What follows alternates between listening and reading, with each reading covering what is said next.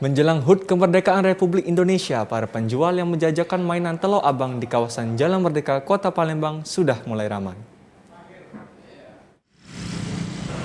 Mainan Telok Abang menjadi salah satu pernak-pernik yang biasa dicari warga Kota Palembang menjelang HUT Kemerdekaan Republik Indonesia. Dari pantauan tim liputan di kawasan Jalan Merdeka Minggu pagi, tampak para penjual mainan Telok Abang mulai menjajakan dagangannya. Salah seorang pedagang Telok Abang mengatakan pembeli dagangannya masih didominasi oleh pengunjung dari luar Kota Palembang. Ya, ini udah mulai berguyur lah. Udah berguyur, ada sedikit-sedikit pembeli yang dari luar kota.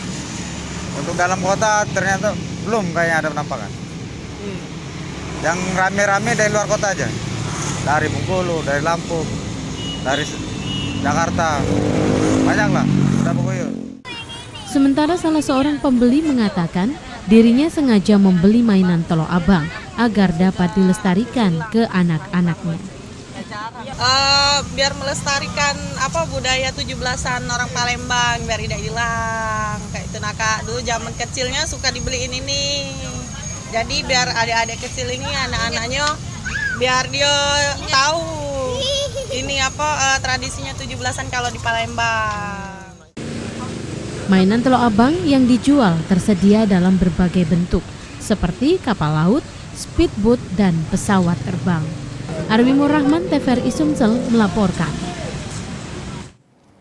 Kreativitas olahan rumah tangga di Kota Pagaralam terus bertambah. Salah satunya adalah pembuatan ting-ting jahe.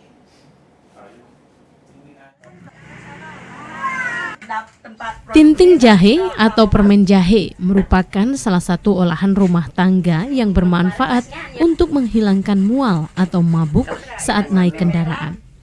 Karena kandungan bahannya sangat alami seperti jahe, gula merah, kelapa, dan biji wijen.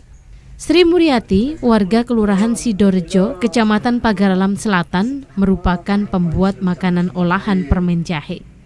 Awalnya dirinya hanya membuat di Hari Raya Idul Fitri, kemudian pesanan semakin banyak. Dirinya dibantu keluarga terus membuat permen ting-ting jahe.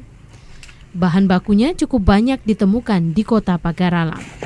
Untuk produksi, dirinya bisa membuat 2 kali sehari dan kemudian dititipkan ke toko oleh-oleh yang ada di Kota Pagaralam. Awalnya kami buat setiap hari Lebaran aja. Setelah itu kami berkembang, saya titip ke bibit saya, ikut di UKM-nya, dititipkan ke warung-warung toko oleh-oleh. Kalau bahan baku, jahe merah, kelapa, gula pasir, dan wijen.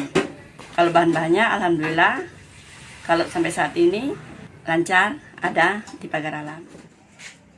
Dengan usaha yang dilakukan ini, Sri merasa terbantu untuk menghidupi keluarganya. Ia berharap agar usaha yang dilakukannya bisa terus berkembang. Tommy Adi Tobari, TVRI Sumatera Selatan melaporkan.